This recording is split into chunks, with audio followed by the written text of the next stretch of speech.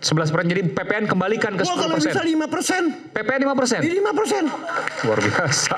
Ada negara yang 5% misalnya di 5%. Karena ASEAN, apa? ASEAN Ya, misal? nggak penting, jangan bandingkan ASEAN. Tiap negara punya unique problem sendiri. PPN 5%, Iya. ekonomi kita naik. Ya, nah kenapa kok Jepang aman-aman aja yang boleh bilang ya Tinggi. GDP rasionya hampir 300% loh, 290%. Karena bunganya 0,1%, 0,2%. Sementara kita bunganya?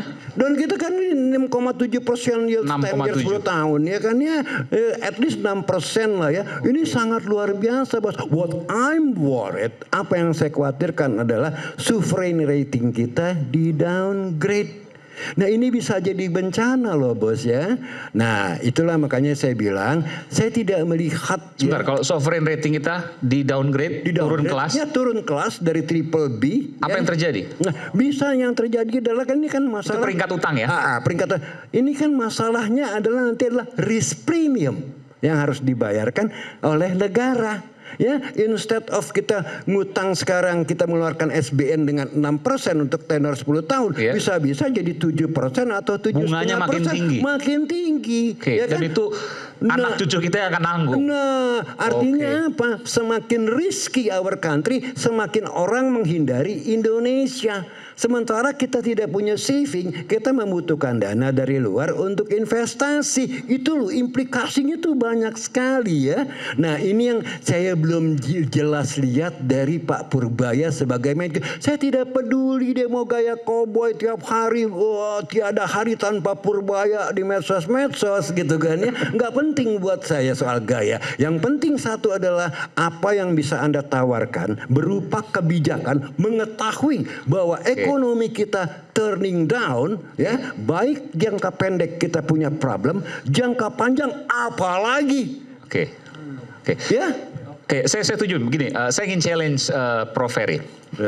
Satu hal Prof, kalau seandainya Prof katakan tadi substansi langkah ke depan kebijakan, iya, itu yang harus kita kejar. Ya. Tapi ketika tadi Bung Tova katakan bahwa ketika misalnya katakanlah kebijakannya bagus, perencanaannya bagus, yang dilaksanakan bagus, tapi di tahap awal tidak mendapat kepercayaan masyarakat, apa yang akan terjadi? Gini, masyarakat itu ya kembali lagi seringkali tertipu oleh gaya-gaya. Ya kan gampang sekali kita menipu masyarakat dengan medsos sekarang. Nah sekarang kita hidup dalam era yang namanya post-truth. Ya, era post-truth, pasca kebenaran. Nah, era inilah yang digunakan oleh Trump menjadi presiden.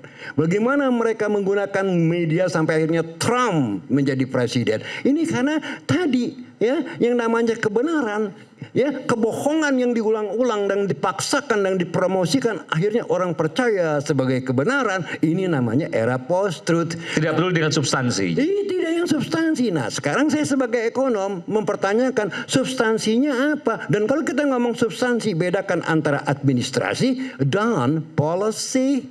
Ya, nah di sini saya belum lihat, tapi ada satu yang menarik. Ya, pada waktu beliau mengatakan saya akan turunkan PPN. Wah, saya bilang keren. Saya bilang keren. Ya, kenapa?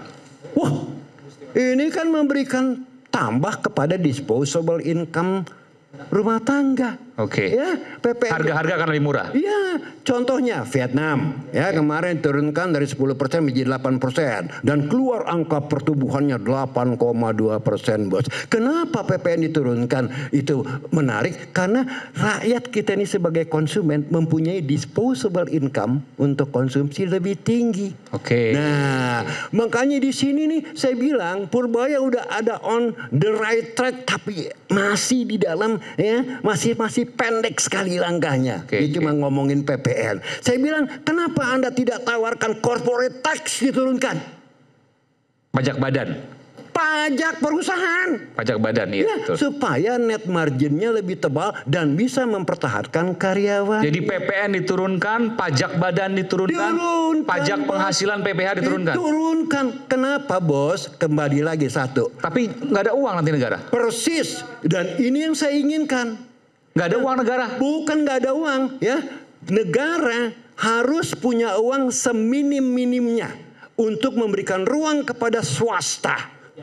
Ya, Jadi ingat lu bos, semakin besar negara mendapat uang, semakin tinggi moral hazardnya termasuk korupsi. Contoh, dari awal ya, hal kecil Hambalang zaman SBY ya, lantas muncul IKTP zaman Jokowi ya, lantas muncul spending yang gila-gilaan IKN ya. Kenapa? Ya, lantas muncul infrastruktur gila-gilaan sampai Kertajati itu nggak tahu sekarang itu karena negara dianggap punya uang. Ya, bansos gila-gilaan dan akibatnya apa? Terjadi misallocation of resources. Ya, nah di sini yang saya bilang government failed. Ya, government tidak bisa menjadi agent of development. Nah, dalam ekonomi disebutnya government failure, bukan market failure. Nah, oleh karena itu kita lihat aja sekarang. Birokrasi bos, wakil menteri itu 108 loh. You can imagine. Ini kabinet yang lebih gila dari zaman Soekarno dengan 100 menterinya. Birokrasi begitu gemuk. Kenapa? They can afford it dengan pajak. Kan begitu. Jadi kalau mau ngomong efisiensi, kembali lagi kita harus cari ya memberikan space yang lebih besar kepada swasta untuk beraktivitas ekonomi karena swasta yang lebih tahu ya. Tapi misalnya gini, saya belum terbayang. Oke, negara uangnya nggak usah banyak-banyak. Ya. Gimana bayar utang? Gimana bayar bunganya? Oh, gampang. Gimana bayar belanja pegawai? Gampang. Kalau negara penerimaannya semakin kecil akibat pajak-pajak diturunkan, spendingnya pun harus diperkecil supaya menjaga defisitnya. Kan simple. Tapi kan ini pengeluaran tetap. Ya. Pajak, mohon maaf, utang, bunga, belanja pegawai kan tetap semua nih. Iya. Komponen tetap. Gimana cara mengurangi? Ya usahakan untuk bisa bayar utang untuk tidak default dan kalau perlu negosiasi ya kepada debitor, kepada kreditor. My friend ya, saya harus merubah cara membangun negeri kita. Kalau umpamanya pajak diturunkan, ekonomi growing dan saya yakin kalau you want to achieve 8% growth ya Anda harus melakukan yang namanya radical change. Ya. Nggak bisa enggak bos. You do the same thing. Ya, you do the same thing. You expect different result. It is a big bullshit. Ya, yang kita butuhkan adalah sekarang kembali lagi. Ya, ini adalah game changer.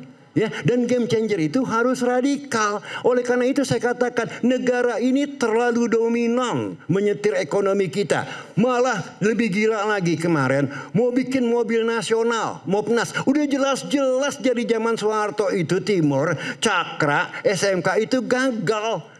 Ya, kok maksa mau bikin mobil sendiri? Ya, dalam teori ekonomi ada yang namanya comparative advantage. Apa yang Anda tidak bisa bikin, jangan Anda paksakan bikin. Ongkosnya lebih mahal. Mendingan Anda beli dari orang lain. Fokus kepada Anda yang punya spesialisasi. Nah, oleh karena itu, ya, kalau saya Purbaya, saya akan fight bagaimana the size of the government yang begitu dominan dan begitu big karena ada penerimaan pajak ini harus dikecilkan, bos, untuk memberikan ruang kepada swasta, untuk memberikan ruang kepada swasta, melakukan aktivitas ekonomi baik konsumsi maupun investasi. Oke, sebentar, kita bicara real. PPN sekarang kan 12 untuk barang mewah aja kan. Tinggal 11. 11 turun lagi ke 10 berarti. Ya. 11%, jadi PPN kembalikan ke 10%. Kalau bisa 5%. PPN 5%? Di 5%. Luar biasa. Ada negara yang 5% misalnya di 5%. Karena ASEAN, apa? ASEAN Ya, nggak penting, jangan bandingkan ASEAN. Tiap negara punya unique problem sendiri. PPN 5%, ekonomi kita naik. Ya, gini. Logikanya begini, kalau PPN diturunkan 5%, disposable income daripada household, konsum nih, dalam equationnya bos ya, GDP itu adalah C, consumption, plus G, government, plus E, investment, plus X, export, minus M, import. Ya kan ya. Nah, kalau G penerimaannya turun, ya ini bisa dikompensasi dengan C dari consumer, ya.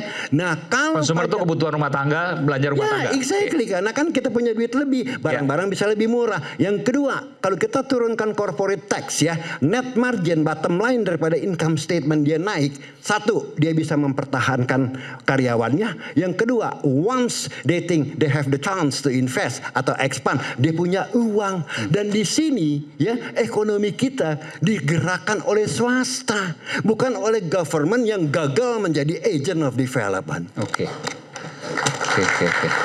Nah, jadi poin saya, Anda salah kalau Anda bilang saya pro rakyat. Salah. Anda harus pro bisnis karena yang menciptakan lapangan kerja adalah bisnis. Ya, Yang kalau menciptakan bisnisnya lapangan mati, kerja adalah bisnis, ya, bukan pemerintah. Bukan, pemerintah malah begini bos, semakin besar penerimaannya, semakin ngawur spendingnya. Tadi saya bilang, udah jelas-jelas kok mobil Korupsi nasional itu gagal. Ya, udah jelas-jelas kok dengan banyaknya duit bangun-bangun proyek seperti IKN yang gak jelas-jelas. Ya, bikin-bikin IKTP, ya, bangun lagi infrastruktur yang luar biasa. Artinya apa? The more money the government get, itu makin kacau ekonomi kita. Karena apa? Misallocation of resources.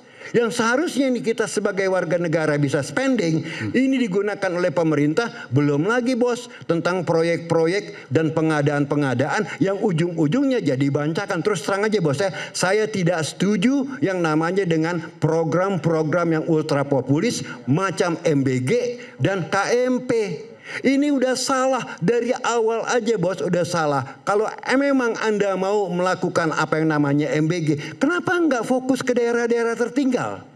Itu kan cuman paling-paling unit only 5 triliun ya, dengan sistem kupon. Kenapa harus bikin budget 328 Tapi gizinya triliun? kan nggak, yang kurang nggak hanya di daerah terluar, nggak hanya 3T, ada juga daerah-daerah yang bukan 3T gizinya di bawah. Ya oke, fine, tapi kalau kita ngomong gizi berdasarkan data statistik, as long as I know, itu 7,1% yang memang benar-benar urgent ya memerlukan gizi, dan itu cuma 20 juta orang bos. Kenapa yang harus disuapin 83 juta orang? Itu data dari?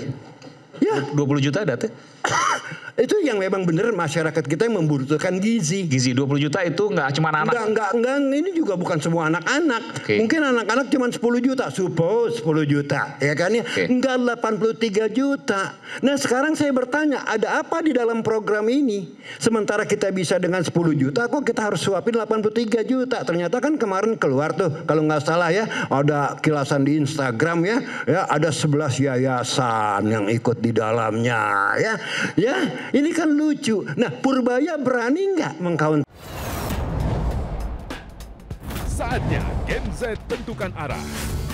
Dialog inspiratif bersama narasumber terkemuka. Generasi muda melek finansial di era digital. Workshop beauty class. Audisi calon jurnalis muda iNews. Live stage performance musisi tanah air. iNews Media Group Campus Connect 28 dan 29 Oktober 2025. Connecting Ideas, Inspiring Future.